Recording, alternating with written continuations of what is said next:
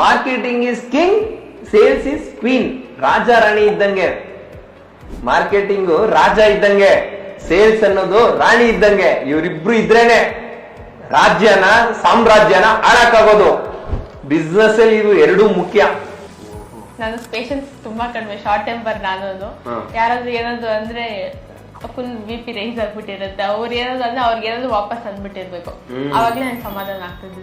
ಇವಾಗ ಅದಿಲ್ಲ, ವೇಟ್ ಮಾಡ್ತೀನಿ. ಅವ್ರು ಮಾತಾಡಿದ್ರೆ ಸರಿ ಆಯ್ತು ನೀವು ಮಾತಾಡಿ, ಆಮೇಲೆ ನಾನು ಅದ್ರಲ್ಲಿ ಏನಾದ್ರು ಮಾತಾಡೋದ್ರೆ ನಾನು ಮಾತಾಡ್ತೀನಿ. ಪೇಷನ್ಸ್ ಇಂದ ಯೋಚನೆ ಮಾಡಿ ಮಾತಾಡ್ತೀನಿ. ಸೊ ಇಲ್ಲಿಗೆ ಬಂದ್ಮೇಲೆ ತುಂಬಾ ಪೇಷನ್ಸ್ ಕಲ್ತಿದ್ದೀನಿ. ನೆಕ್ಸ್ಟ್ ಬರೋ ಸ್ಟೂಡೆಂಟ್ಸ್ ಏನಾದ್ರು ಹೇಳ್ಬೇಕಂದ್ರೆ ಪೇಷನ್ಸ್ ಇಟ್ಕೊಳ್ಳಿ. ಅದ್ ಬಿಟ್ರೆ ಹೇಳೋದನ್ನ ತುಂಬಾ ಕೇಳಿಸ್ಕೊಳ್ಳಿ. ಅವ್ರು ಏನ್ ಕೇಳ್ತಾ ಇದಾರೆ ಅನ್ನೋದನ್ನ ಕೇಳಿಸ್ಕೊಳ್ಳಿ.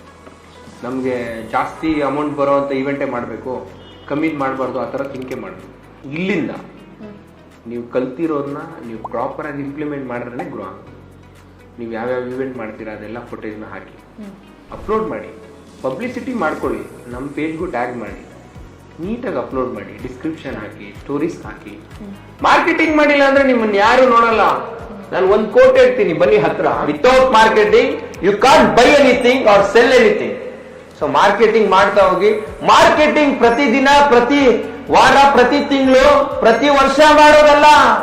ಮಾರ್ಕೆಟಿಂಗ್ ಪ್ರತಿ ಕ್ಷಣ ಮಾಡೋದು.